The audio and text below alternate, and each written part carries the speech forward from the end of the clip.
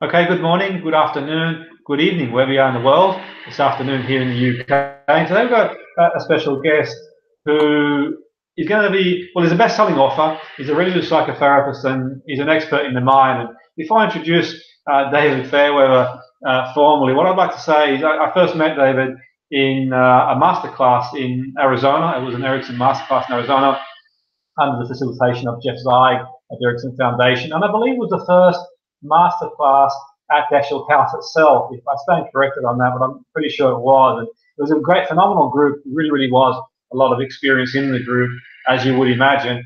And I had the experience of actually, working with David. I'm not going to go into details in terms of what we covered on the course, but we had the opportunity to work amongst ourselves. And I had the experience of doing a session with David, and I thought that his methodologies, his philosophies were different class, really. And for me, as a professional, it takes a lot for me to sort of, I wouldn't say be convincing someone's methodology, but to sort of buy into what someone does, because I've been fortunate to been around many, many great people in the industry. And I thought that, David, he had a lot of experience. His approach methodologically was really, really good. And I think that it's that sort of blend of experience you've had on the way in this industry, in other industries too, which is quite unique. So I want to thank you for coming on the show, David. It's a privilege to have you on board today. It really is.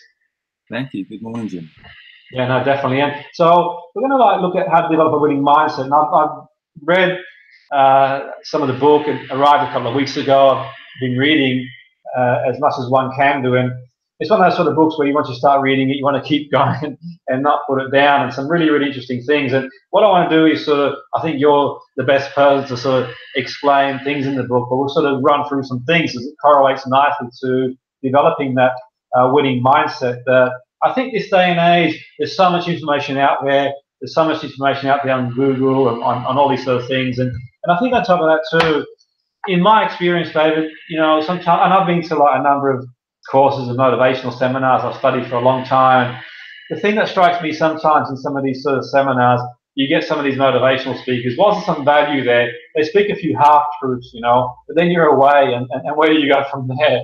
And that's the sort of experience. I had this conversation with someone yesterday who was really heavily into one of these motivational quote gurus, and I said, well, they speak a few half-truths, but once you've been and gone, if you don't sort of carry on, where do you go from there? Because they're sort of person that sort of goes to seminar and they're back to square one again. And that's what I'm sort of interested on your take. I mean, there's a chapter in here that talks about what's so hard to change.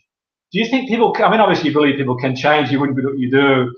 But do you think that, what's the key ingredient do you think, David, in change? What's the key principle, life, business in general? What do people forget? I'm going to give you a really obvious answer, Jimmy, just because you've set me up to give you that. It's adrenaline. Yeah. That's that common chemical of change, adrenaline. Yes. Yeah. And yet we're not really, I think some thrill seekers out there, I've got my ideas about them, but we're not really looking to adrenalize ourselves. Yeah, we drink coffee all day long, we pump ourselves up a little bit, but we are creatures of habit, right? I mean, there are a lot of profoundly true statements that people make when they're just talking in colloquialisms. We're creatures of habit, but that's what we are. Yeah. Everything that we've learned to do becomes habitual for us. I had a habit of brushing my teeth as a child. I still have that habit today. I see you very carefully and very cleverly kind of circumvented the topic in which we meant, that habit of bedwetting with Jimmy. But things become habits. Our sleep patterns are habits. Yeah. What we have for breakfast is a habit. What we call ourselves is a habit. Am I a David or a Dave or a Davy? Or I could change that. That would be a habit. Right? And we're not really looking to change our habits because habits are comfortable. These creature comforts, these habits that we have, they form who we are, they form the life that we know. And so we're not going to change that. And when we do, it's a little frightening, it's a little scary. And so anyone that's looking to change a habit, you're going to need to be okay with being a little bit adrenalized, a little bit uncomfortable. Because if you're going to do something different than the way you've normally been doing it, it's going to take you out of your comfort zone. Yeah, no, definitely. Yeah, and really speaking to that obvious point, because it's quite obvious, we go back to our habitual ways of being, like a river. You know, there could be an overflow from excess rain, and the river could kind of divert to another scratched out piece of the rock. But when things go back to normal, it continues to go where it used to go, unless we really were moving it. And so I've put together a series of techniques that help people start to their habits and be as comfortable as possible in doing that, as little stress and as little anxiety as possible in change. But we're not looking for us. Yeah, that's really interesting stuff. And you made a really interesting point there, and a sort of point I sort of mentioned myself. And I've often had this, I wouldn't say it's a debate as such, but I've had this conversation with people over many years. And I always think about extending the comfort zone, David, rather than sink or swim. And there are some people I know in the motivational world, they're all about, rah, rah, rah, you know, and sink or swim. And I don't really sort of buy into that, because I think that you're causing yourself too much stress. Just extend the comfort zone at a rate that you're comfortable doing. And I noticed you mentioned that. I think that's important, at least in my view too, because you see people take 2 steps forward, 3 back, rather than 1 forward, and just work at a pace they're comfortable, to the point that every now and again they need a bit of a push. And I think that's where people like yourself come in, because how do you know if you are working at the pace that is going to move you forward? And that's the great thing about having a coach and saying, okay, am I pushing myself as much as I could do? Or am I just saying, you know what, this habit, I've brushed my teeth for so long in this way, I've driven the car this road to work this way, even though there's an easy way to drive to work, it's going to take me 10 minutes, I'm still going to drive the way it takes an hour, because that's the way I know. So in terms of yourself, Dave, what are some things that you do maybe practically to give people a bit of a nudge to extend or push that comfort zone?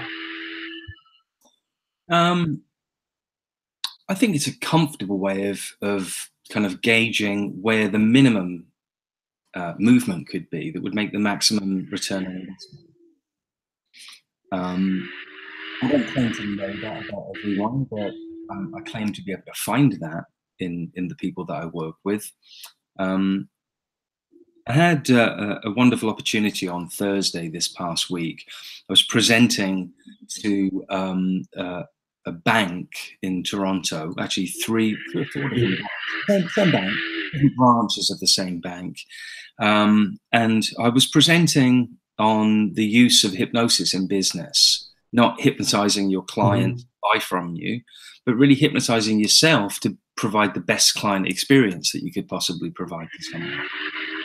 And I bumped into someone that I had worked with years before, actually a client of mine who worked at that bank, came over and told me.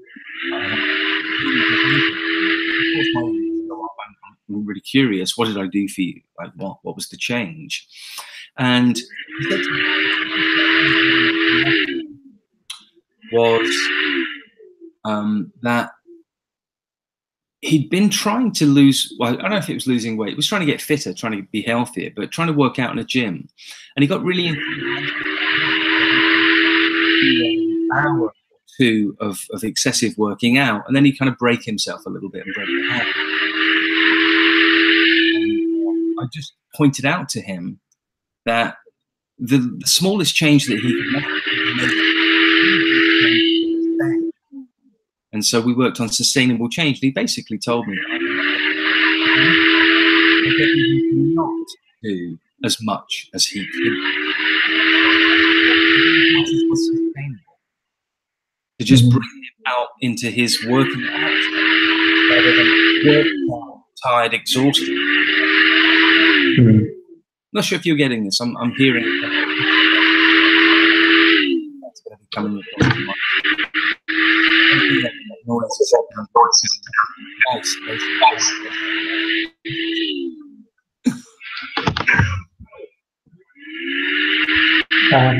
Sorry, David, just breaking up a little bit there.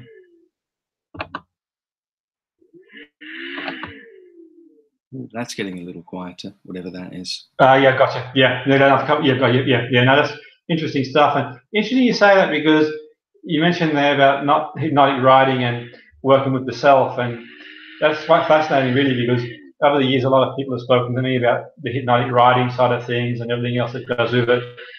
And I've often said to them that one of the key essentials for them, from a business point of view, you can do all the hypnotic writing you want and everything else.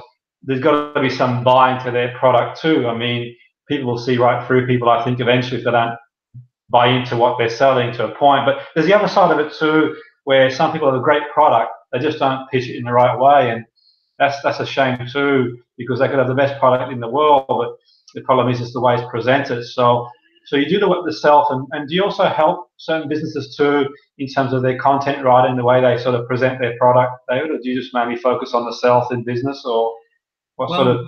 my current focus is really on teams and executive coaching. And so Yeah, I'm not currently working with someone that's being coached on their kind of sales language or anything like that. Definitely yes, that I would be interested in doing, but not something I'm currently doing. I'm more kind of yeah, getting the mindset of the individual, the team member, the entrepreneur, the executive, helping them get that kind of in a honed state, very focused and really, really clear on mm, targets. I make a joke in the book that a jigsaw puzzle with no picture on the box would be a lot more difficult to put together than one that you could actually see the map of, see something mhm. follow. So having people have really clear targets is where my focus is at the moment. That's really interesting stuff. And in the book here as well, which is interesting as well, you've got the chapter on habits of highly successful people. Hmm. Now, what are some of the things that you find that successful people do different than people, I suppose, depending how you quantify success, but let's say in business, we quantify success as people achieving their targets, be it even, life balance, financial targets, just general, how we might measure success for key performance indicator targets. So whatever, however we measure that, how do you differentiate, say, someone who is a successful leader in business? What are some of things they've got different to the people that don't get there, or who sort of are that percentage of people who don't have those qualities? What's that sort of difference that you find? Well, I mean, the obvious thing is going to be, successful people have a success that unsuccessful people don't share, like a success. Yeah, But success is different for different people, right? Success for one person could be having control over their schedule, having control over the pace of their work, or what yeah, project they take on. Success for someone else could be purely monetary, or some kind of trophy or award. But kind of goes without saying, but I'm going to say it anyway, that if we think of a successful piano player, just as an example, obviously they play the piano, because if they're not playing the piano, how do we know they're a successful piano player? They have an ease in doing that. I don't think someone struggling is someone successful. So there's some practiced habits of performance that kind of come in that show you their success. Now, I have a friend that's a successful musician, and he practices a lot. One of the markers of his kind of proficiency is his awareness or keen awareness that he has to work out, that he's only as good as he currently is. He can't rest on his laurels.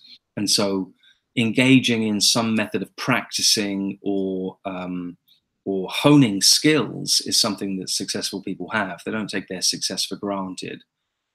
I think if you get successful by accident, that's called luck. yeah, And I don't teach luck in the book. yeah, I teach habits of creating and enhancing success.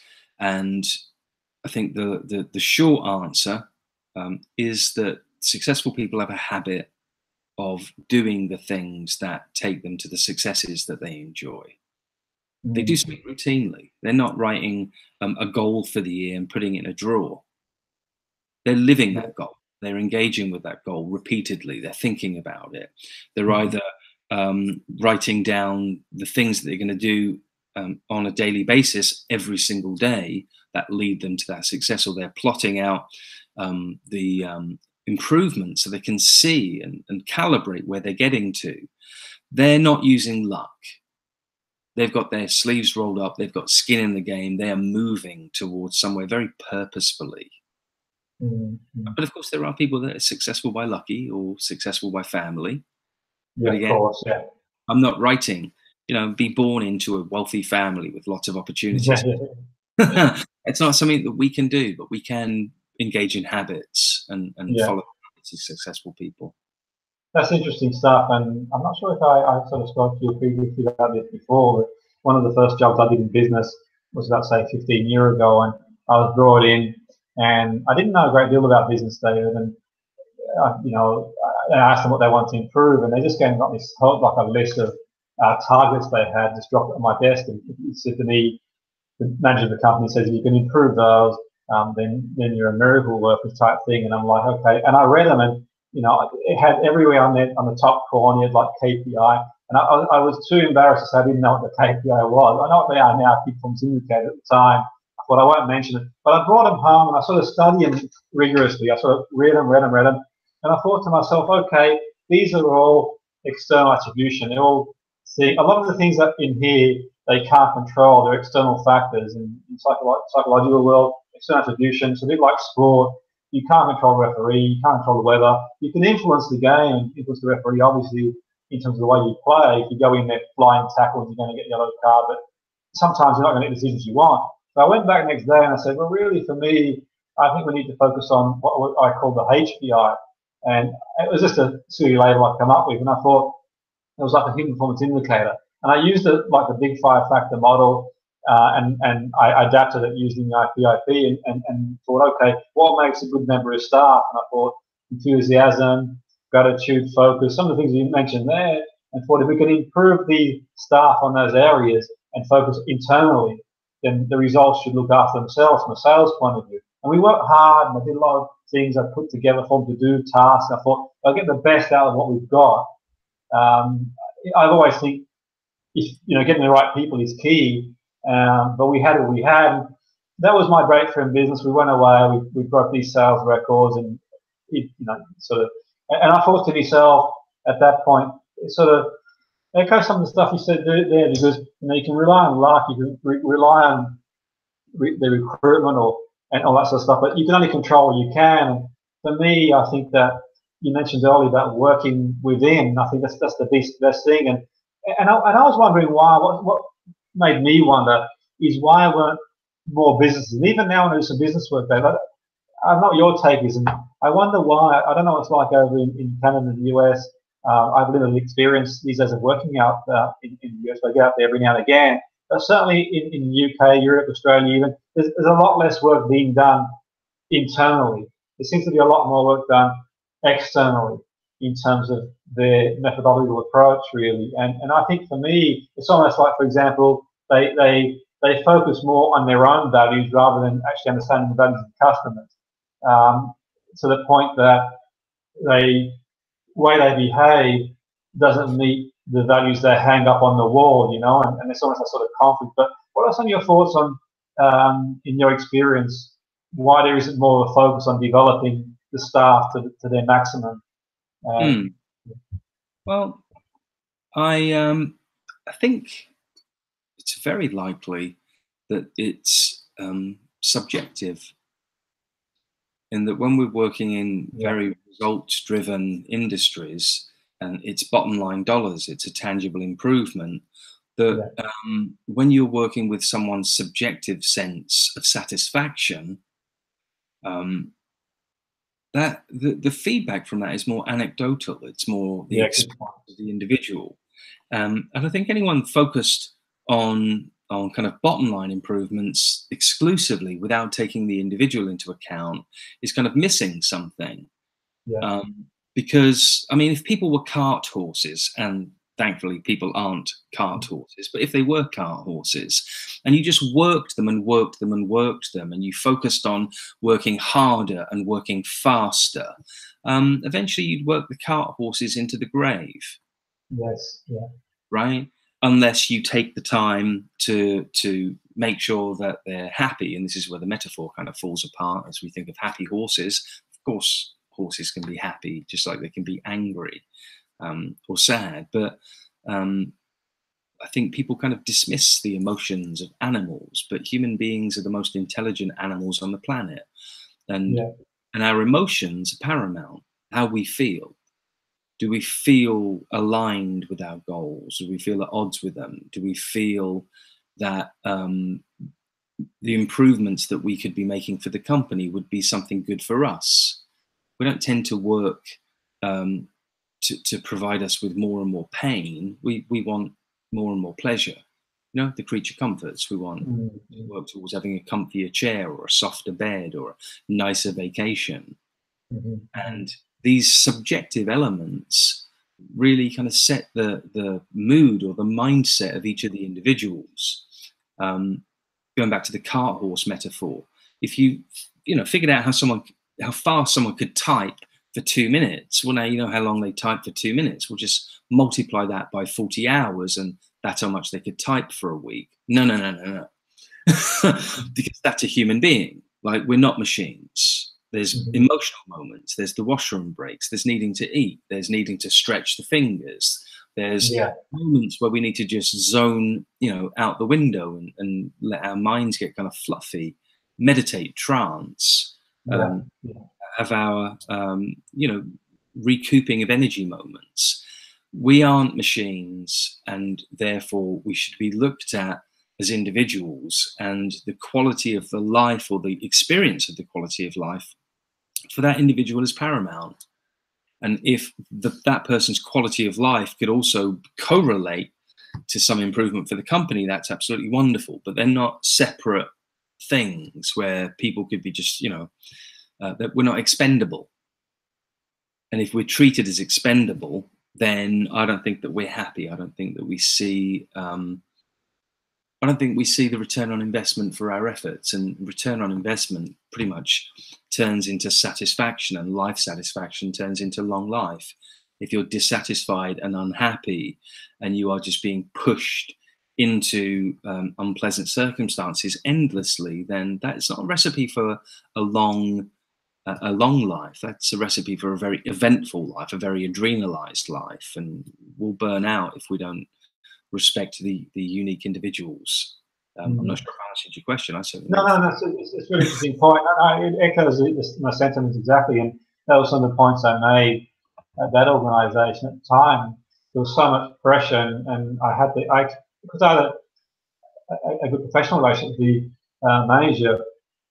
He took on board some of the things I had to say, and I suggested that the more pressure you put on them, the more stress you put on them, the more it's going to affect them psychologically. The people we know scientifically under a lot of pressure don't really perform as well as they could do. So I thought, take a bit of pressure off and work on activities, give them time, some freedom, some autonomy to do some activities. And it was hard at first, I think, because I hadn't seen anything like that before. And I was sort of talking about meditation. And it's a bit like, say, you can imagine in some of the literature that, 50 years ago used to say, if you were going out for a run or a walk, they'd look at it as if you're having some fun. And these days, it's like when you say mindfulness or hypnosis, they still do sometimes, even though some of the best and leading business people do mindfulness and meditation or whatever works for them. And I sort of brought them sort of things in, and I thought, a day out or a morning out, doing something fun, and not necessarily team building, just things to just feel a bit more freer and more calmer, and give them time to fulfill their own values, and give them enough to see their kids in activity play, and give them time to spend the weekend, and there's no work this weekend, and spend time. So that was a focus, and for them it was like, and it wasn't until they saw a return they started to buy in, because in the beginning it was like, it's all about and I said, well, okay, you need the KPI to the point that in football you need the league table. In golf you've got like a table that tells you where you're up to. Yeah, you want to put that to one side and focus on the process of getting there. You're going to sort of bellow over somebody, why haven't you done this, and what's that, and what's that. I just think in my experience, especially in sport, high level sport, the more pressure you put on the performer, the less well they perform. They go to type, and you get like that limbic response. It fires off maybe a little bit too much adrenaline, fight, freeze responses, and they sort of seize up. So I think you've answered the question really well, and I think there's a lot for people to take away and take on board. it sort of takes us nicely into the science of success. And what was quite interesting, I read a part of the book and you talk about the epigenetic. I find epigenetic fascinating. It's not my area of expertise, although I've read many articles in the literature around that area, and I sort of cherry pick things, and I post professionals who are in the area. But you mentioned a study there and how the environment can have an impact on people. Can you sort of elaborate a little more on that, David? Because you talk about the twin study, and I find that really fascinating too. And whenever I meet twins, I'm too busy trying to study them rather than, and they're probably wondering they're being psychoanalyzed. But I find it fascinating how you can have two twins, and with all the DNA that they share, they can be so different in so many ways. And can you tell us a bit about that chapter, David, the environment and how we do shapes us? It was, in essence, I was endeavouring to answer the question, is it nature or nurture? And I think this is a fun question. I make the statement a few times through the book that there's always at least two sides to everything in a three-dimensional universe. You can't have up without down. You can't have good without bad. Yeah. If we try to get rid of all the bad in life, that's impossible. So learning to live with it, be in harmony, accept that there's some bad, would create, you know, a place where you're not fighting it. I think the topic also applies to hypnosis. Is it a state or is it a process? Yeah. Both. It's going to be a state and a process. I point out light. You know, it's a proton is light. It's matter. It's one. You know, depending on how you look at it, it behaves like a particle or it behaves like a light wave. And I don't think there's anything that's exclusively one-sided. So in this nature-nurture debate, just really pointing out there's a lot of really key studies, specifically in the area of twins, where they've looked at twins that both have the capacity for schizophrenia. And yet it takes a stressful home environment to trigger the schizophrenia. Now, if we bring that back closer to home, I don't know the numbers on this, but I'll make it up. It will sound very congruent. It will sound very convincing. But there are, right now, in your room, around your brain, there are 113 different cold viruses. Yeah. But you're not going to get any of them, Jimmy, because you aren't frayed. You aren't burnt out. You aren't vulnerable. Your immune system's working perfectly. So even though you have the capacity to get a cold because it's in the environment, like someone having the capacity to get schizophrenia because it's in their genetics, it still requires triggering. Yeah. You know, we have to be in a stressful environment in order to be pushed to the point where we break down. And then our Achilles heel, a fun term for whatever our closest to the surface injury is, will expose itself. So if you think of a chain, if there's a weak link in that chain, you have to pull on the chain to find the weak link. Because if you don't pull on the chain, if you don't give it life, it doesn't expose itself. If you don't pull on the genes for schizophrenia, they don't manifest. If you don't pull on your frayed nervous system, you're not going to get the cold. So it's going to be the process and the state. It's going to be the genetics and the environment, right? This is very clear. I watched I don't think you know who Chelsea Handler is, but she's a very fun and sailor-mouthed female comedian from America. Very vulgar in her comedy, which is fun. And I remember a while ago, a year or so ago, maybe 2 years, Chelsea had someone come on the show and tell her all about her DNA. They told her on live television, or as close as it gets to real life, they told her what her percentage cellulite should be in her body. They told her how big her breasts were supposed to be. They told her how tall she was, what percentage of fat she would have in her body, and they told her her hair color. Told her a lot of things. They didn't tell her when she was going to die. And I question that. I'm not saying I'm pooling on huge research. I'm just pooling on common sense. If she has a capacity, a life expectancy if she comes from, and she doesn't, but if she came from, you know, good Irish genes that always live into their hundreds, that would be encoded in her DNA. Otherwise, it wouldn't be happening. Right? Now, he didn't tell her when she was going to die, but I kind of think of it like this. Let's forget Chelsea Handler for a second, and let's just imagine that her life is a battery in a radio-controlled car. Now, every movement of that radio-controlled car is going to be depleting the battery. And so for her life journey, she could have a marvelous life jumping over canyons and screeching around bends, escaping from the police or whatever.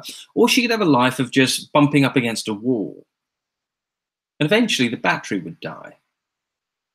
Now, if she has a life of servicing herself, making sure that her fluids are already always topped up, and she's in a, you know, peak fitness, then she will have the longest life possible. But if she has a life, and she does, that is abusing drugs, excessively consuming alcohol, staying up till late, partying, well, then she's going to be far more haggard after a month or a year of that experience. She's going to be depleting her life expectancy.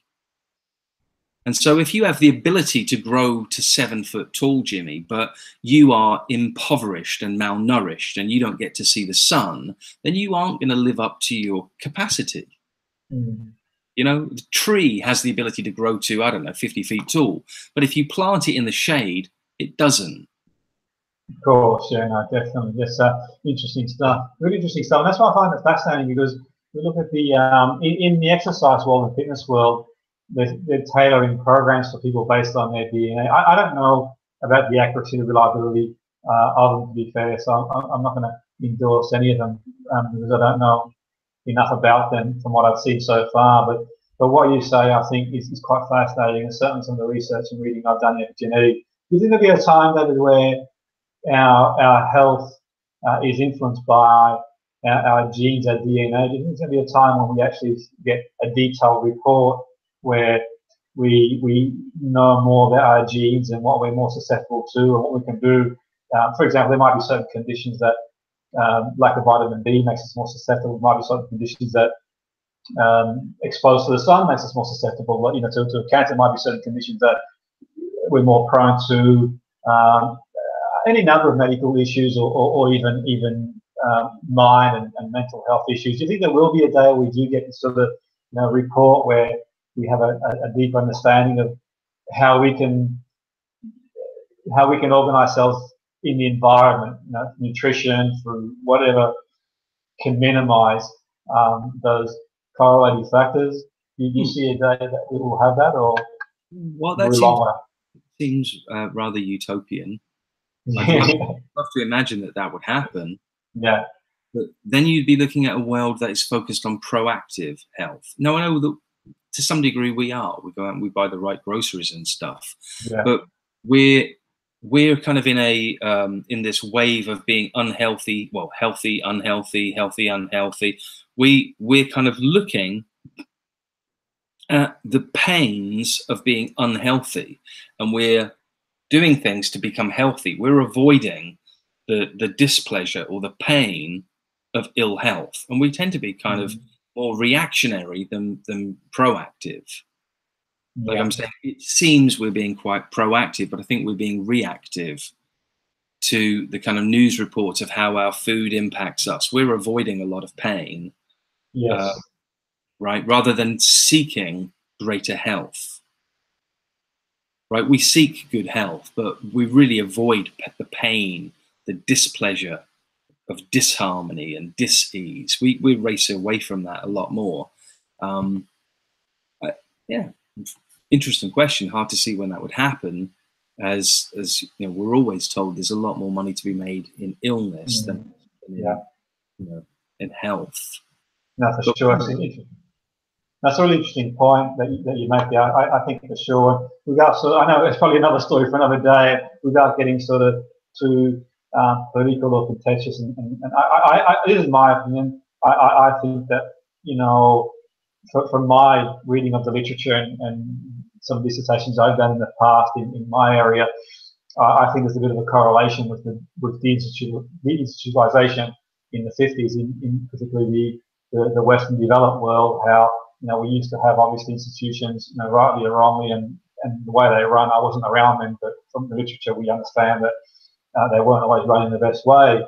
And obviously medication came out, pharmaceutical came out, and there were ways to, I think medication may have been, maybe it started with the best intentions, and certainly I wouldn't advocate someone do or not take it these days, everyone individually, but certainly from reading between the lines in literature, it may have become not an easy way, but a way for people to use rather than look at other holistic approaches as well as, you know, and certainly in my reading on the literature, you know, some pharmaceutical had a big influence in mental health, to the point that I think that certainly psychiatry, at least to a point, it's obviously changed a lot now, at least to a point, maybe became a bit too reductionist. I think a person comes in, and a person could come in, they could have lost their family, lost their job, and there are ways and means to help that person as well as, but there always seems to be that sort of link. So, you know, I know, like you mentioned before, you know, about certain things, and I know in my own experience, there's certain times if I'm not feeling great, I'll go for a walk in the countryside, and eat more greens, and just do certain things that correlate with me feeling better.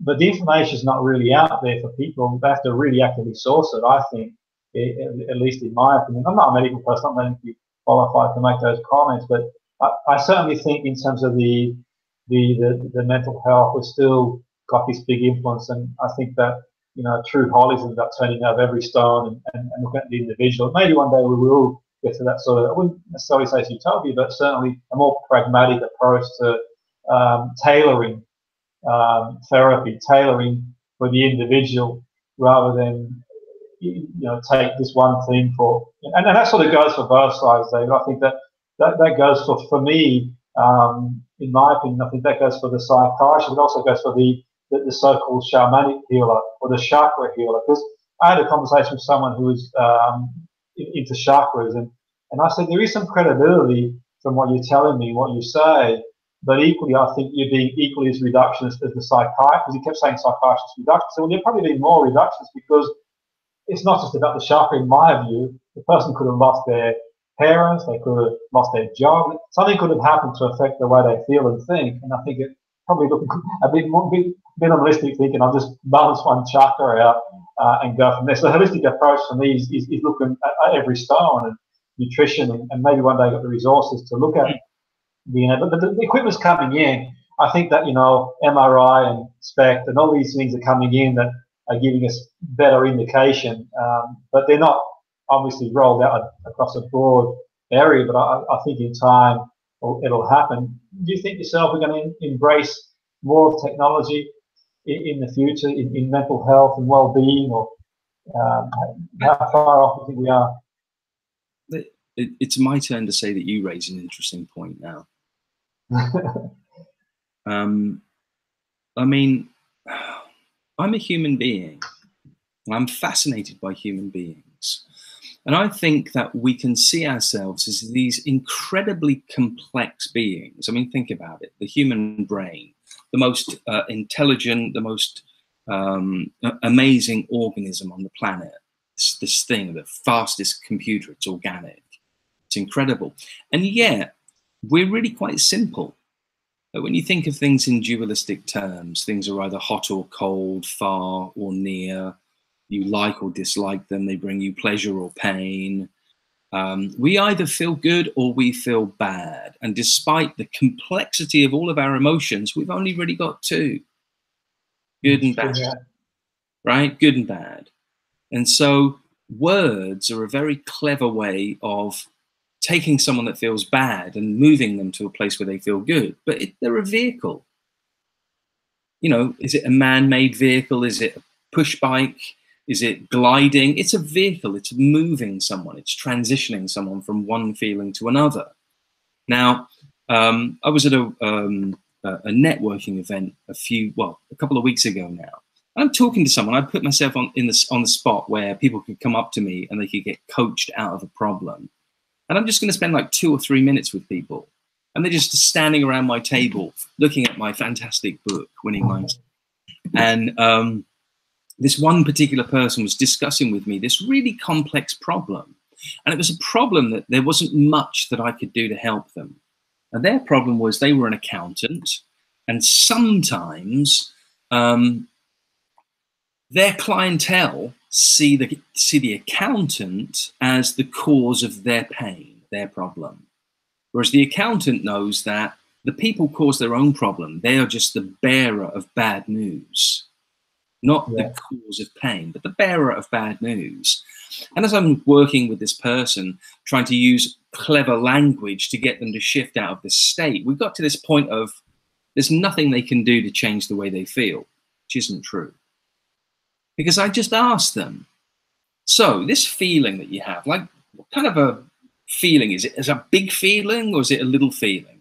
And she just put her hands out and she said, it's a decent sized feeling. And I took that decent sized feeling geographically from that space in the room. And I said, really, this feeling, but when you take this feeling and you squeeze this feeling together like that, and you get it, so it's just a little feeling, and you just, how does that feel? And she went, that's weird.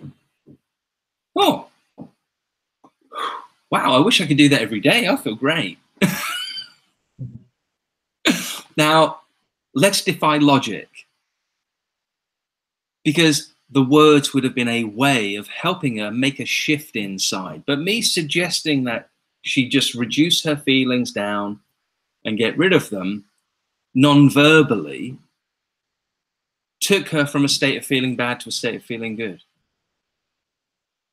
As complex as we are quite simple. And there are just an infinite number of ways to change a bad feeling into a good feeling. We don't know what's happened inside. Was it neurochemical? Was it some electrical charge? Has she restructured neurons? I don't know. You don't know. We don't know. But we don't have to know, because her subjective experience is, I don't feel as bad about that problem anymore. No, that's interesting stuff. Yeah, and I think that's the sort of power in having the skills and having a wide range of skills like you have in terms of applying them in business, and that could be in the context of having an interview, a presentation, just generally throughout the day. If we sort of get ourselves stuck implicitly in a situation, and the mind being the way it is, something could set someone up. It could be a phone call or an email they get, or a telephone call at lunchtime, something's happened at home type thing. So that sort of brings me to one of the thoughts I have as well, is that I sort of see the day, and I think we're not far off, because things have certainly moved on a long way, where you've got this sort of performance coach role in business. Now, in my experience, David, some of the people I've come across who work in these performance coach roles in business, they don't have anywhere near the experience that you've got. They're good people, and certainly some of them are very confident in what they do, but they don't have, the vast amount of experience you have in dealing with people as people. They've been more influenced by by certain coaching protocols, and obviously, if your experience, you've got a number of years of experience in hypnosis, in other modalities in psychotherapy, so you sort of have a deep understanding of people. But I can sort of see the day where companies have got people like yourself on board, like you have in a sports team, a coach for years, and I do now. I'm back in sport again now. I sort of hover around the training ground, and people wonder, what's he doing there? And a player can come to me any time, talk to me anything they want to. We can go into the office, into the room, make an appointment to talk about whatever issue they've got, and sit down, or even just like you did there, just in conversation, they might come up and say, you know what, I've got to take a penalty. I feel a bit nervous, and I might say, use a little metaphor. One I took from Jeff actually the other week. Our lad was taking a penalty, and I said, he goes, I feel a bit nervous. So where do you feel the nerve? He goes, in my tummy. I go, so okay, having nerves, it means you care, as long as they fly in formation like butterflies. So is what I borrow. As you do, you'll probably send me an email for disclosing that. But the point being is, do you think there'll be a time when there's people like yourself in organisations, maybe twice a week, or who are in there, who have got a passive active role to get people get their game head in, be more functional, get the adrenaline going, do some of the things you talk about here, the affirming your goals, the conditioning habits, the envisioning excellence, all those sort of things you sort of go through in the book. Will there be a time from what you gauge in business, David? Well, I think that there is already that time. I just think there's an interesting kind of spectrum or gamut of intervention methods or working methods that people have.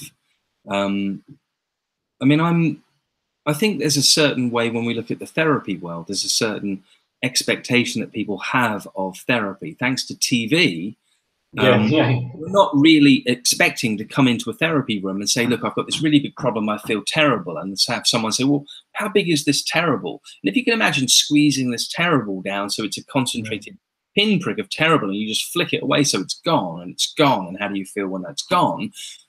You know, people aren't imagining, I'm just going to go and have someone pretend my problem away. And I'm not suggesting that was pretending it away. I'm just saying that that's communicating a what to do with your internal feelings in a way that is simple to follow and it doesn't require a huge case history. People are expecting to come into therapy to sit and moan about their problems for 3 years. People are expecting to come and engage in the narrative of I'm a failure, I have a problem. And that's not how therapy works. And I think that it's probably the equivalent of business coaches, well, not necessarily business coaches, but executive coaches in business who will be talking to their clientele. And yet, I think, you know, in a moment of nervousness about taking a penalty shot, they have a nervousness in their body. Well, you can chat about that for ages, or you could just say to someone, well, imagine that nervousness just depleted, or just draining out of your body until it just is soaked up by the mud and it's gone and you don't feel it. What's that like? You know, I think that there are lots of different ways of working with people, and I think that people have a certain expectation. I think the expectation probably is part and parcel of most coaching relationships in business. But I think that the beginning of a new dawn is occurring where people are understanding in therapy, you don't have to talk about your problem for 3 years to change the way you feel. You could just work on changing the way that you feel. And the same thing for business, right? You know, scared of knocking on doors. Hi, I'm an insurance salesman. Like if someone's got that fear, then we can either talk about where that came from, you know, for years and, you know, figure it all out, have it plotted down to the exact point. Oh, we know exactly why you're afraid to knock on people's doors. Or we could just work with that feeling. Right? That's I think really interesting. People want responses, they want solutions, they want to get immediate changes because their attention spans are getting shorter, because sound bites and advertising is everything's being chunked down.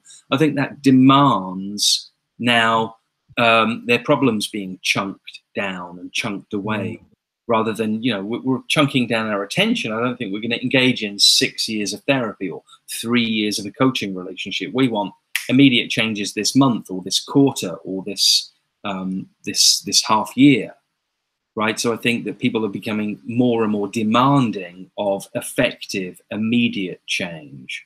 And so the chaff will separate, and people that can make profound, rapid changes with their clientele are going to be rising to the top of the industry. The people that just get in there, roll their sleeves up and talk about the problem forever are not going to be in so demand. But I think that there are definitely, as in any industry, there are some leaders, some bright shining stars in and amongst the average. As I pointed out, low ends. No, I like that model for sure, and sort of, you know, very much so. And I think that's a really interesting point you made there, a fascinating point. And I can relate to that to a degree, and on a similar program to the one that we met on a couple of years earlier, we had like a breakaway opportunity, and I think for me it's balancing it out, David, because you've got people with experience like yourself. Obviously, you know, people. There's not a great deal of people. There are people with your experience, but you're sort of up there, obviously, and with a lot of experience. But then you've got people who've got. I always say use the skills based on your remit, in the sense that, you know, there are people who they go for that sort of quick change process, but they don't have the skill in the sense that, or the experience So the point being, so okay, maybe a personal trainer should stick to using the skills based on their remit, maybe a teacher should use them based on their remit, and so on and so forth. And going back to what you mentioned there, we had a situation one time where we did a process, and one of the women I was doing some work with, she had an issue with driving, and a phobia of driving, and I thought, let's sort of weigh everything up. We're in a room with people who've got a vast amount of therapeutic experience, vast amount of therapeutic experience, and she sort of openly said, you know what, I'm happy for you to have a go at something else if you want to. So I said, as long as you consent to doing it, and there's a lot of experience in the group, you're an experienced therapist, we'll have a go. And I sort of brought it into the situation using a sensory perception of driving, and what do you see, what do you hear, what do you feel, and push it away and turn the sounds down. They imagine your favourite song or the sound of the comedian, and imagine speeding the image up faster and faster, so on and so forth. And at the end of it, I sort of said, okay, on a scale of 1 to 10, where are you? I used a scale of 1 to 10 just to have an idea. And she sort of, like you mentioned there, if the woman you work with, she just felt liberated. Now, I'd obviously used that process many times before, thousands of times before.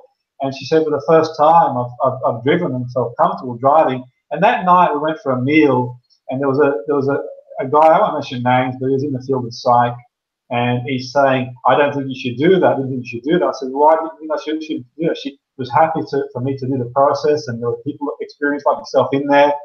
And he goes, well, there's a very good chance she's going to go back to where she was before, under depression. I said, well, she's not there now, and that's where she was anyway.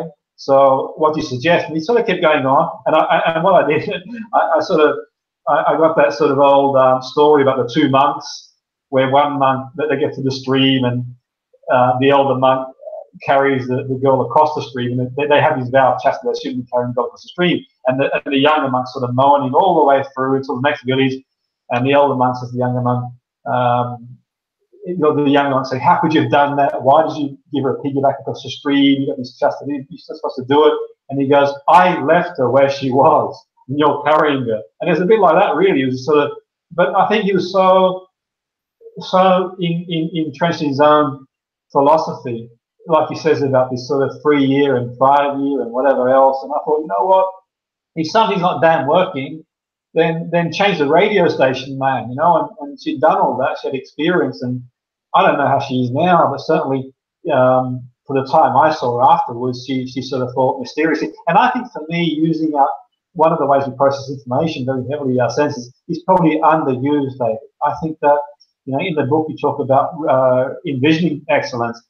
How important do you think it is to use our senses to one, envision success? It's a bit like a sports person who scores the winning cup final goal. He or she says, as a 12-year-old, I felt it, I saw it, I heard it. But equally for the other side of things, using these sort of submodalities, finer distinctions, the way we process information, how important do you think it is to sort of bring that into the process of change? Well, I think it's critical. Yeah.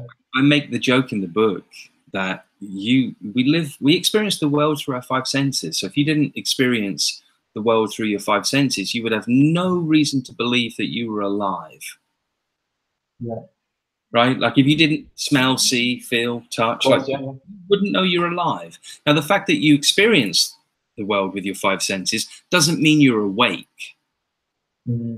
But you could be dreaming this right now. And in your dream, you could be having a dream of, oh my God, yeah, I've got this hangout with David in an hour, I better wake up, right? That you're having sensual experience doesn't mean you're awake. It just means you're sensing, you're imagining, whether you're imaging or imagining, or whether you're kind of envisioning, let's use the term from the book, you're envisioning. And I think you can envision what it feels like, or envision what the smell of something would be, more than you can visualize what it would feel like. That's a little too much of one sense. And so if we have a sensorial experience, if we envision winning because we see ourselves winning, or we hear ourselves saying something, you can do it. These are all sensory experiences. They come from imagining, right? So any imagining you're going to do is going to involve your five senses. And as I point out, smell and taste not so healthy, not so helpful. Unless you can taste success, you know, or the smell of success. But I have fun experiences now and again where I'm aware of my dialogue, and I will hear myself saying a negative thing that I'll immediately fix. For example, oh my God, this is going to go terribly. No, this is going to go okay. Or, oh my God, I can't walk into the exam hall. You can go in and sit down.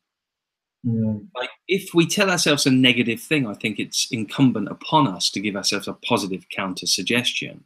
Interesting stuff, and there's certainly the component in the book as well. That sort of, you mentioned that in terms of affirming the goals as well. I think that's a powerful thing as well, definitely. And I think it makes a case for getting around people. I think from a proximity point of view, be it mirror neuron theory, be it proximity, because people's beliefs can infiltrate our own minds too. And I think that's a really important component too. That sort of affirming the goals, but also getting around people as well who support us too. That sort of environment is imperative, I think.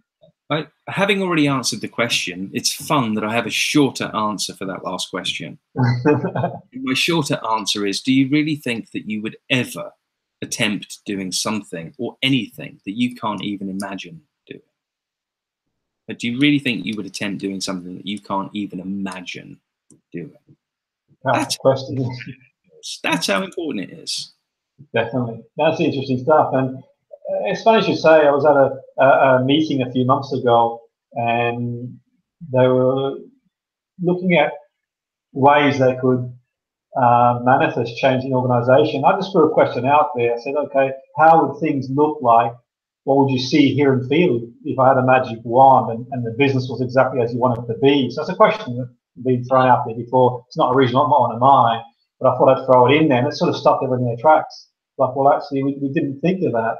And it's amazing how, I suppose you might have that too.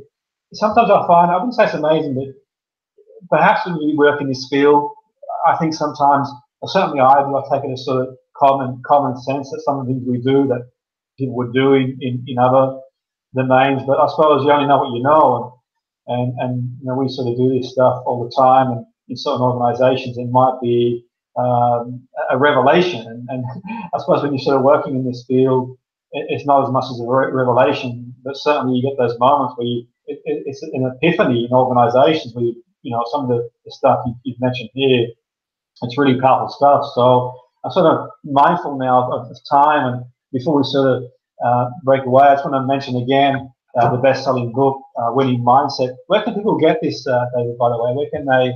That's a good question. Thanks for asking that. Yeah. Amazon. It's available, Amazon CA, amazon.com.co.uk. Actually, it reached, I think, #1 in 3 categories in Australia and 3 in Canada. #2 in the US, more difficult one. But I think it was in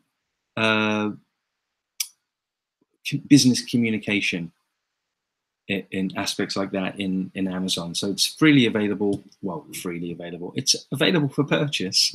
Yeah.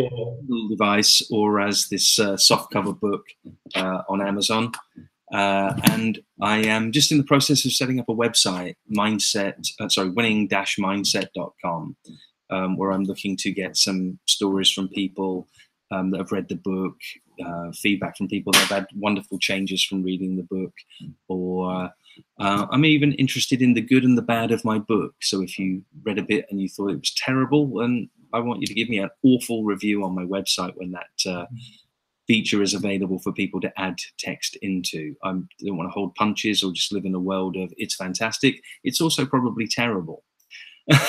Well, I think from what I've read so far, and I received it a couple of weeks ago, and I've been on the road with work, and I haven't had a great deal of time because I've been working on some research too. But I have read and have looked into it, and I think for me, it's such a well-structured book, really, really well-structured, easy, user-friendly. You can go in there, very practical, very pragmatic. You can dive in and sort of cherry-pick things, and I find it really, really useful. I was reading some of the Vision Excellence. I've used the recording the goals as well. There's a lot of stuff in there, and I think that's such a well structured book, and it gives you some science, and I think it's really useful in the sense that it's user friendly. And I think that what's great about the book is that some of the books that you get, they can be repetitive, and they can be obviously other people's heads in terms of understanding it. I think this for me, anyone can pick it up and understand. I think, congratulations for writing a great book, and it deserves to be at the very top. And I'm sure people will get a lot of value out of it. And I'll certainly, this was interesting too, the bell curve. And obviously, there's so much we could sort of speak about it for the next however many weeks. But I certainly would encourage people to get a copy and use it as a guide. It's a practical thing you've got there. Put it in your skill set and refer to it as and when you need. I want to thank you again, Dave, for joining us. Is there any contact that people get in touch with you now in terms of like up until the site's all good to go? Have you got like a direct contact?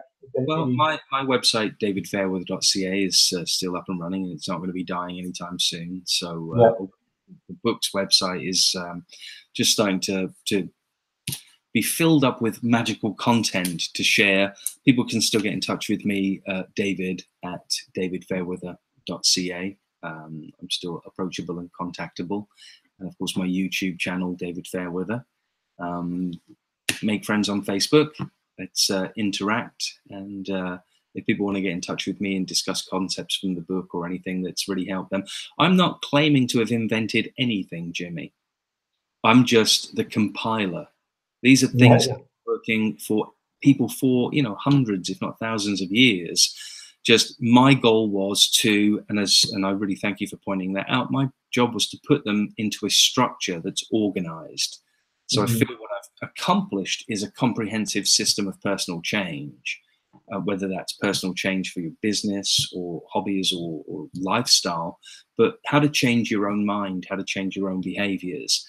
And they're not newfangled techniques. They're just simple common sense techniques, but I've put them together in a way that make them make sense and really cluster them together in ways that you can kind of group them together and amplify the impact you get from them by not just using one technique, but by having a suite of techniques that all kind of sit together, all kind of assist in what's happening. It's not one-sided change. Your whole life has to change. And it's really just pointing people to the obvious things that they would need to know. If you're going to walk up on stage and talk to an audience, the last thing that you want to tell yourself is, I can't do this, just before you get on stage. I think I can do this are the last words that you want to say to yourself before you open your mouth and address an audience. And it's that simple. But let's not think it's so simple it's not effective. No, it's simple and it's effective.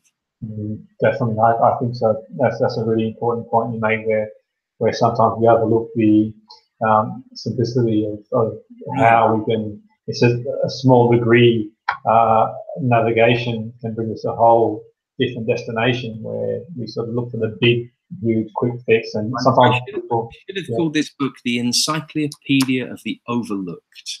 Yeah, that could be the next one, the part 2. Thanks again, David. Have a great day, and thanks very much. I appreciate your time. Thank you. Okay, you take care.